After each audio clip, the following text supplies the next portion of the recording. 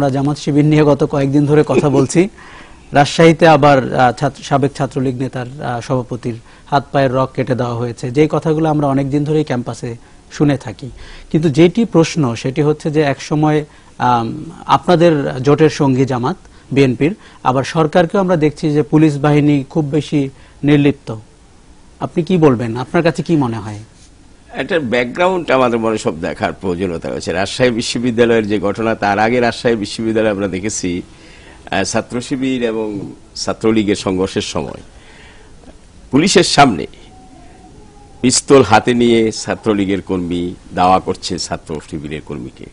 পিস্তলের ছবিও আসছে, যিনি দাওয়া করছেন তার ছবিও আসছে, এবং পুলিশ যে নির্লিপ্ত ভাবে পাশে দাঁড়িয়ে আছে তাও আসছে। মানে একটা ছাত্র সংগঠনের ছাত্র নেতারা অপর একটি ছাত্র সংগঠনকে গুলি করে গুলি করছে, সেই দৃশ্য পুলিশ দেখছে বসে বসে, কিচ্ছু কারো কেউ কিছু বলছে না। These are the facts. আপনি পরশুদিন কি দেখলাম আমরা ঢাকাতেই নজরুল ইসলাম কলেজে, কবি নজরুল কলেজে কি অবস্থা, ছাত্রলীগের কি তাণ্ডব আমরা দেখেছি। ইসলামিক বিশ্ববিদ্যালয়ে শিক্ষক মারা, 19 জন তো মানে একসঙ্গে পদত্যাগ করেছেন, 30 জন ফিজিক্যালি টর্চার হয়েছেন।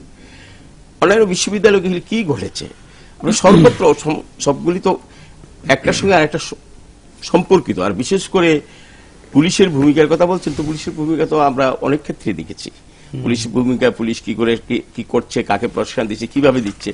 এই ক্ষেত্রে অবশ্য আপনি যে প্রশ্নটা তুলেছেন, আরো দুজন কথা তুলেছেন যে যেখানে বিএনপির মিটিং মিছিল করতে যাচ্ছে তাদের অফিস দখল করে নিচ্ছে পুলিশ, তাদের বের হতে দেয় না, আবার এখানে পুলিশ মার খাচ্ছে, এরকম দৃশ্য আমরা দেখছি।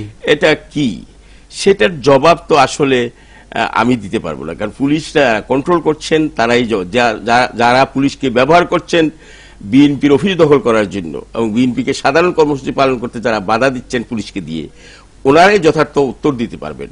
এবং পুলিশের সামনে যখন গুলি ছুড়ে ছাত্রলীগের ছেলেরা, সে পুলিশ নির্বাক হয়ে দেখছে।